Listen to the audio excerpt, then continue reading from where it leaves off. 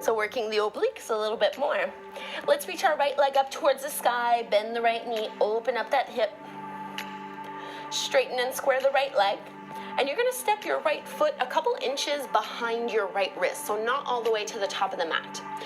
You'll want to roll to the outer edges of both feet so that all 10 toes point over towards the right side of your mat.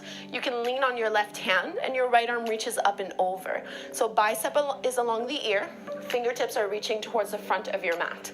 Both legs and feet are pressing into the floor to help your hips lift up a little bit higher. Take an inhale here. And as you exhale, drop your hips down to hover a few inches off the ground and reach your right hand towards the back of your mat. So inhale, press and lift back up. And then exhale, lower and hover. 2 more like this. Inhale, lift. Exhale to lower down. Inhale, lift it up. Exhale, lower down. Lift all the way back up. Keep rotating that arm until you can bring your right palm down to the floor. Step back into plank pose and lower onto your forearms. So 1 and 2. Palms and elbows are shoulder width distance apart. Straighten and square your left leg. Step your left foot a few inches behind your left wrist. You're gonna roll to the edges of both feet, so all 10 toes are pointing over towards the left side of your mat. You're leaning on your right hand and your left arm is gonna reach up and over. Bicep is along the ear. Inhale, press and lift up as high as you can. And then exhale, drop the hips down to hover, reach your left hand towards the back of the mat. 3 more. Inhale up. Exhale, lower.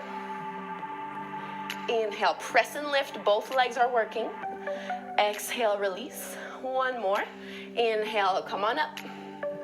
Lower back down. Final vinyasa. Inhaling to plank. Exhale, chaturanga. Inhale, up dog. Exhale, downward facing dog. Let's bring our knees down to the floor. Take an easy child's pose. So keep your knees and your legs pretty close towards one another. And reach your arms back, forehead to the floor, 5 to 10 breaths. Reverse tabletop pose. So you'll want to bring your palms roughly underneath your shoulders with your fingertips pointing towards the top of the mat or pointing towards your heels. Feet are hip width distance apart or so. And slowly set the hips back down. We're gonna do a second round, so it's up to you if you wanna do that one again. If that was pretty easy and you wanna make it a little bit harder, instead of having the knees bent, we're gonna straighten the legs and do a reverse plank pose. So nothing really changes in the upper body, palms are still underneath the shoulders. Press the fingertips to the floor, and then let's lift up. So hips press up, see if you can get all 4 corners of both feet digging and pressing into the ground. Legs are nice and straight. Breath is inhale, reach the arms up. Exhale, hinge at the waist, soften forward.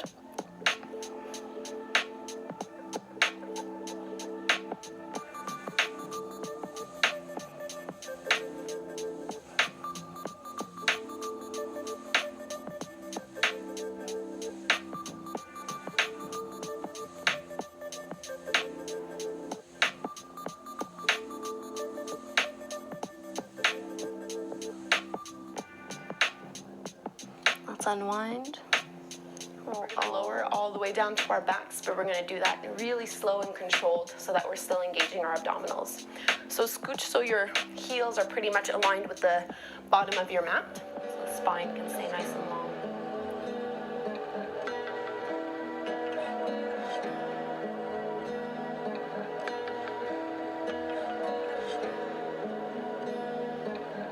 And let's unwind.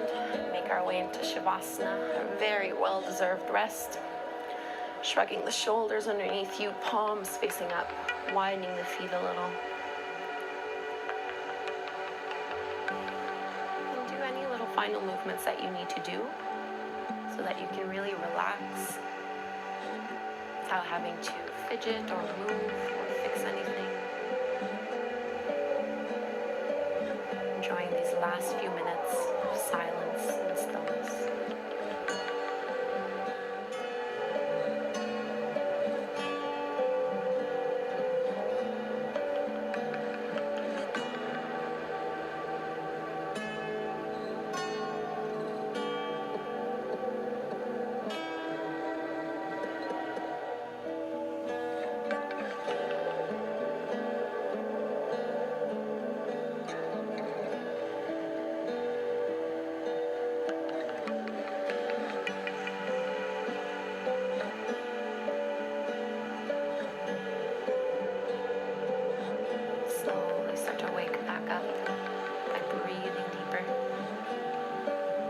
chest and stomach.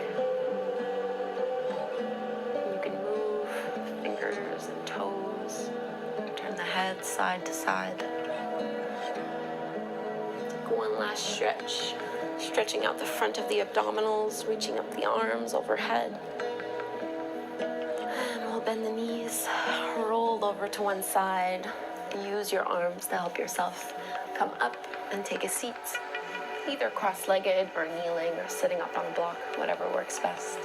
Close the eyes and tune in. Let's bring both hands on our belly. Just notice how the core feels now as opposed to when you first stepped onto your mat.